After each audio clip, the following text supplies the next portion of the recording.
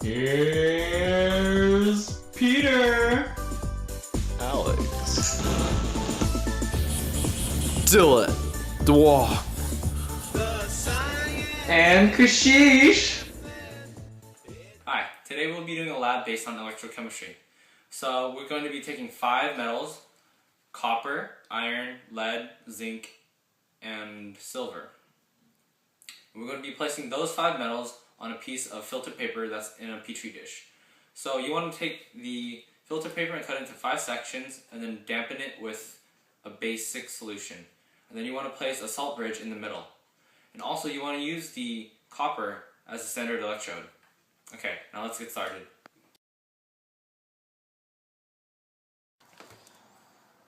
Hi, my name is Peter Kim, and we're going to go over concepts/vocabulary with concepts. So these are the 8 concepts or vocabulary that we should know in order to successfully understand this lab. So the first one is electrochemistry, number 2 is reduction, 3 is salt bridge, 4 is standard electrode, 5 is how to calculate standard reduction table, 6 is reduction potential sequence, 7 is voltmeter, and 8 is the spontaneous cell potential. So number 1, electrochemistry. So what is electrochemistry? Electrochemistry is the branch of chemistry that deals with the relations between electrical and chemical phenomena. Okay, number 2, reduction. What is reduction? Reduction is an element or ion that gains an electron / multiple electrons. So we need that right there. Okay, salt bridge. What's the salt bridge? The salt bridge is essentially, as its name suggests, a bridge that allows the flow of electrons between 2 elements or ions.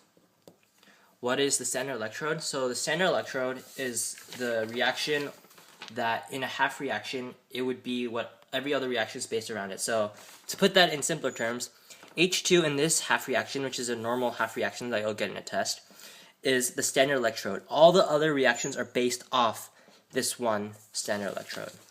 So standard electrode is the reaction which all other half reactions are based off. How to calculate the standard reduction table. So the standard reduction table. So to calculate the standard reduction table, you need to know first how the equation looks. So if we go back to this, we'll see that there's all these different equations. So to calculate that standard reduction table, essentially you can just look at this half reaction table that they give, and you can find that you can find that reduction voltage. So we'll just do an example. We will do calculate the standard reduction table of bromium 2+. So that would be your standard reduction calculation. So that's just how to get the volts of a half reaction. Number 6, the reduction potential sequence. So the reduction potential sequence refers to how you would read a reduction potential in a half reaction potential table and see which one is the most reduced, which one will be the most reduced, and which one will be the least reduced. So always, as common sense follows, the most positive will be the one that is most reduced, and negative will be the one that is least reduced. Okay? So the rank in how much and how likely it is for a half reaction to be reduced. Voltmeter. A voltmeter is just a device that flows between electrons in a salt bridge. So it just allows the reading of a current in a reaction or cell bridge, if you would like. 8 is spontaneous cell potential. So if it's spontaneous, that means that there will be a reaction. If it's not spontaneous, that means there won't be a reaction. So spontaneous is just, if it's spontaneous, there is a reaction. If it's non-spontaneous, no reaction. So these are the 8 concepts / vocabulary things that you should know.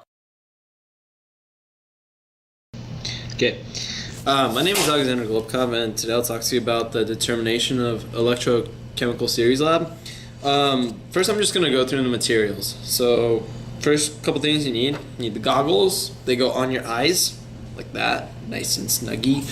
And then you need the petri dish, this thingy, and then the filter paper, and you're going to label it just like this, okay? Spot for each metal, just like that. And the 5 metals, you're going to have the iron, the lead, the silver, okay? You're going to have this really small one, the zinc, and then copper, the brown one, okay? You're also going to have the potassium nitrate solution right here, KNO3, and it's 1 molar. A pipette, just if you need it, and then voltage probe right here, and a spark. That's where you're going to record all your data. And that's pretty much all the materials you'll need for this lab. Alright, so the first step is going to be to obtain and wear the goggles. If you have your goggles, you want to get a handheld device or a spark and a voltage probe. So now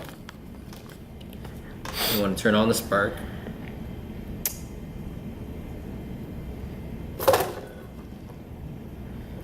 Okay.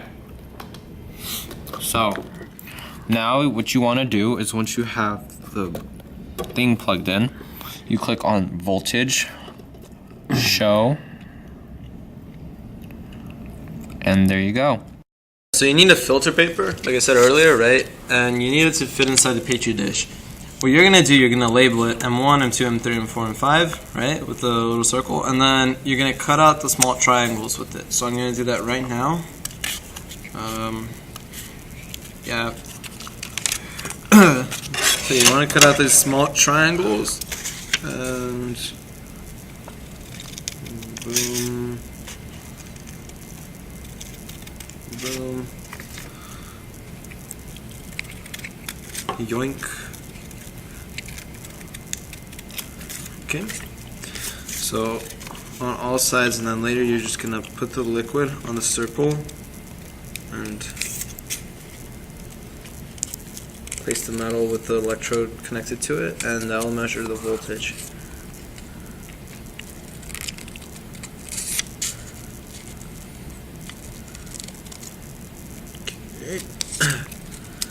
Alright, one more.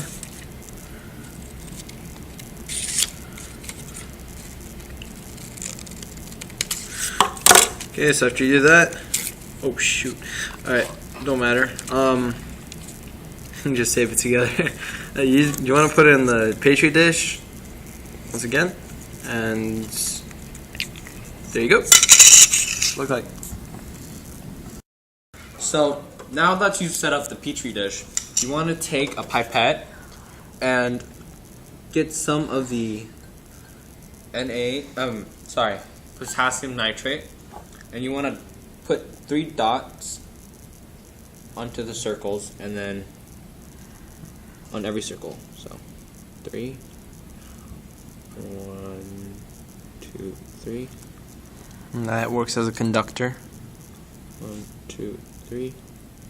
1, 2, 3. And then you want like a line towards the center.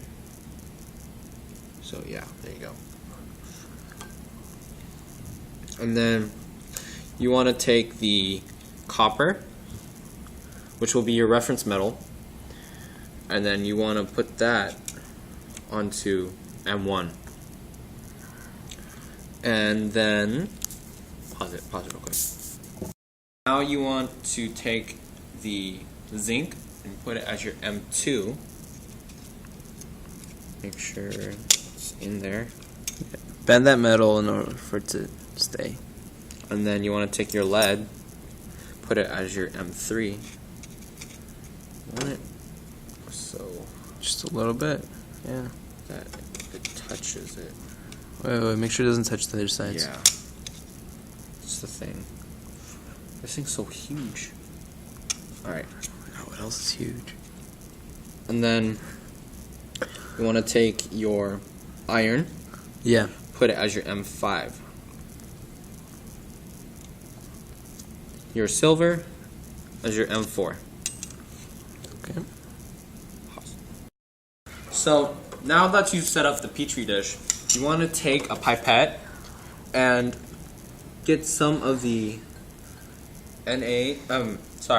potassium nitrate, and you want to put 3 dots onto the circles, and then on every circle. So 3, 1, 2, 3.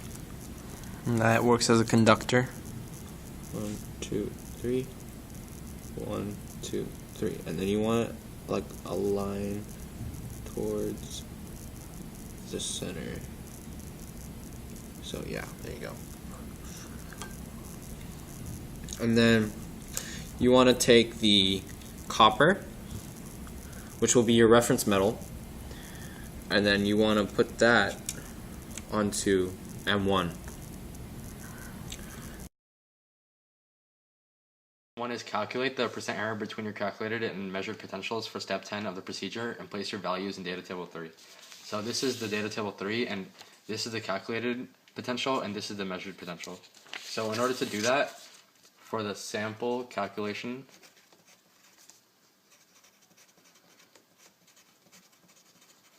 for M2 and M3, the percent error is going to be the measured minus the theoretical over the theoretical,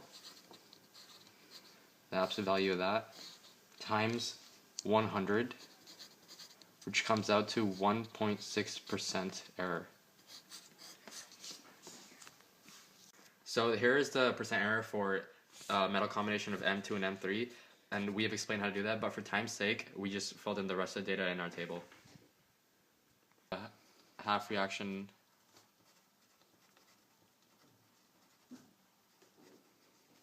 of copper 2 plus is 0.34 volts, a positive 0.34 volts. Therefore, each of the potentials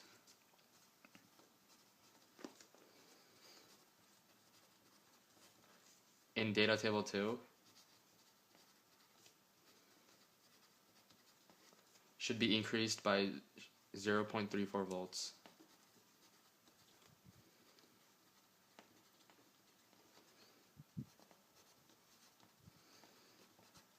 Remember, copper 2 plus is not the standard electrode, so that is why you actually add the 0.34 volts to each reaction. Question 3 of the post lab. What is the purpose of polishing the metals? How would your measured potentials be affected if you failed to polish the metals? The metal essentially just removes oxides and sulfides that coat the metal.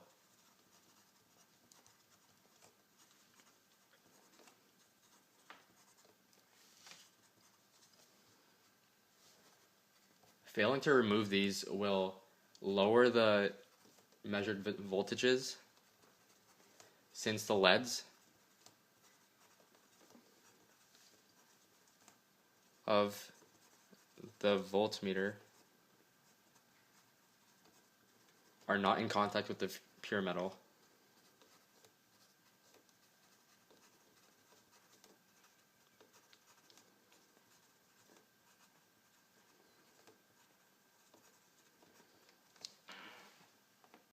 Question 4. What is the function of the sodium or potassium nitrate? So the sodium and potassium nitrate essentially just function as a salt bridge. And a salt bridge really just comes together to allow for ions.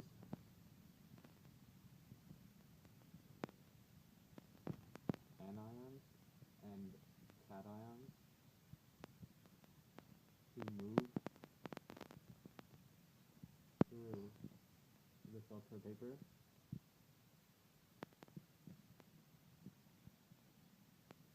to balance the charge.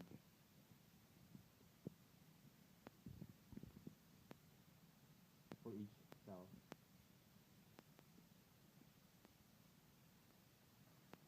Question 5. Did the ranking of your measured potentials agree with the theoretical published reduction potential table of E0 reduction values? Yes. The voltages are different, but the placement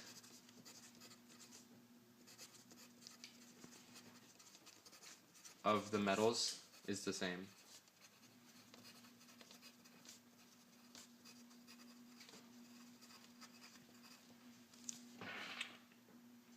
This is what you should get, but results may vary. Hello again. Just as a recap, today we went over a lab based off electrochemistry. We took 5 metals, one being copper, which we used as our standard electrode, in which we based our measurements off of. We took the experimental values and we compared it to the theoretical values in order to calculate our percent error. Hope this helped. AP Chemistry. I'm back, and here's a song from me to you.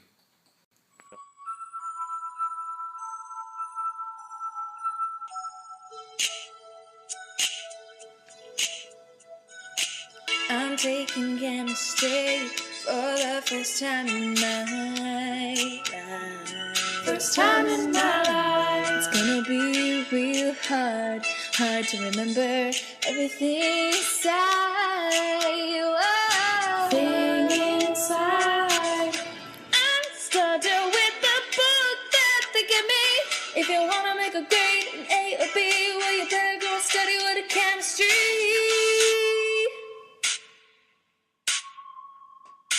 If this was your chem book, you'd never let it go. It got tons of information that you really need to know. From elements to atoms to molecular bonds, we're gonna take you through the basics in an 8-minute song. Swaggy.